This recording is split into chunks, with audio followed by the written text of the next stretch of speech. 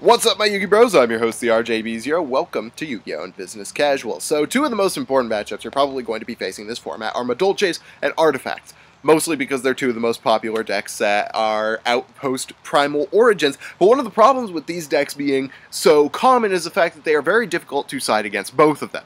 Mostly because the things that work against one don't work for the other. They are just totally, completely different playstyles. For instance, the breakthrough skill that you would use against Artifacts is probably going to get trap-stunned or wiretapped when it really counts against Madolches. The Effect Veiler that you would use to stop the Madolche combos is probably going to be totally dead when you face up against Artifacts. So it's very difficult to build your main deck against both of them, and that's kind of the challenge of this format. Today I want to actually make the case for a card that I used at Nationals that I still believe to be an excellent card and has a few really good uses, especially this format.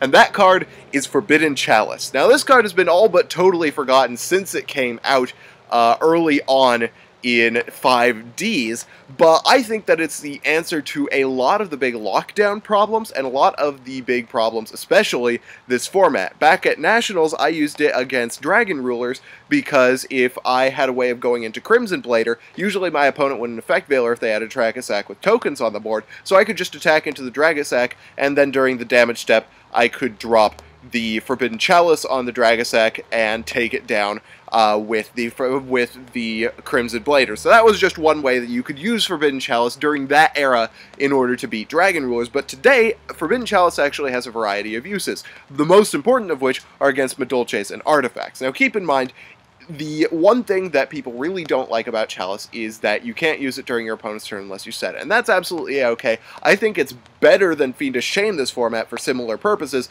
because Fiendish Shame is more likely to get MST'd, but you can also use Forbidden Chalice during your turn. Another thing that people point out is that you might as well just use Breakthrough Skill and risk the Wiretap or whatever from Madolches and still main the Veilers. Once again, I think that that's extremely inconsistent against this format because Veiler is just so bad against Artifacts.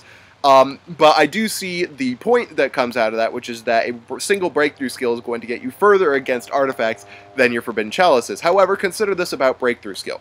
If you use a breakthrough skill and you're going turn 2, you probably, against Artifacts, are going to want to wait until your breakthrough skill is live, because otherwise you're probably just going to get popped by a Moral Talk, etc., etc., which essentially means that you're going 4th if you end up going 2nd against Artifacts and you have that breakthrough skill. So I don't like breakthrough skill for that reason, and Forbidden Chalice serves the same purpose in that it can be activated on your turn. However, it can be used during the turn that you get it. During the first turn that you get it, you can go off, and when they go for that Theosophy, you can drop the Forbidden Chalice on them and continue going about your day as normal. Now, against Madolches, this is where things get interesting, because I think the vast majority of Madolche players do not run Lance. And Lance is the biggest problem for Forbidden Chalice over Veiler, aside from the fact that you can't use it during your opponent's turn 1 if you haven't gone first. So Lance is one of the big things against Forbidden Chalice, and Madolche players do not run it. They usually are only afraid of traps, so they use Wiretap and Trap Stun,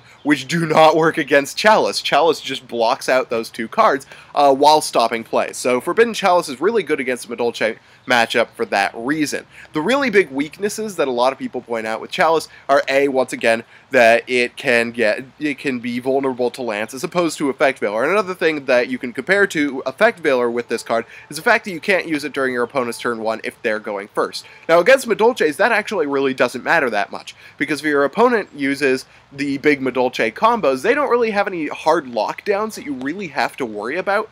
They only OTK through proactive means as opposed to reactive means, unlike the old like wind-up shock lock kind of deal. So you don't really have to worry about your opponent going off with Madolche's turn 1, because you know they can't beat you turn 1. They can't attack you, which means they can't pull their OTK, and they don't really have any locks that they can pull. You can just wait them out, and if you've got a Max C, great, maybe you can stop them from making their plays, or just get yourself more resources. Then it comes to your turn, and you can beat them from there. So you don't really have to worry about your opponent's turn 1 if they go first nearly as much as you would during another format, especially since it's a faster format, which means the deck that you're playing is much more likely this format to be able to clear an entire field very quickly than it would in previous formats.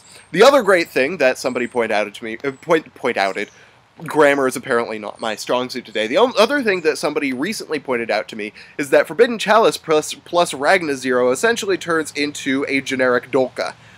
If you're going for some rank 4 combo, you're playing against artifacts, they go for the Theosophy, you can just hit the Forbidden Chalice, and then overlay into Ragna Zero, detach, pop, draw a card. So that's a pretty cool combo right there that you can use with Forbidden Chalice. But let me know what you guys think of Forbidden Chalice in the comments down below, and talk to me about Forbidden Chalice versus Breakthrough Skill versus Fiendish Chain versus Veiler. Let's just get this conversation going on down below. Meanwhile, I hope you guys liked this video. If you did, hit that thumbs up button. If you didn't, let me know why in the comment section below. And of course, subscribe for more decks discussion, analysis, and general Yu-Gi-Oh! Shenanigans. Thank you guys for watching Yu-Gi-Oh! Business Casual. I'm your host, the RJB0, and I got a jet.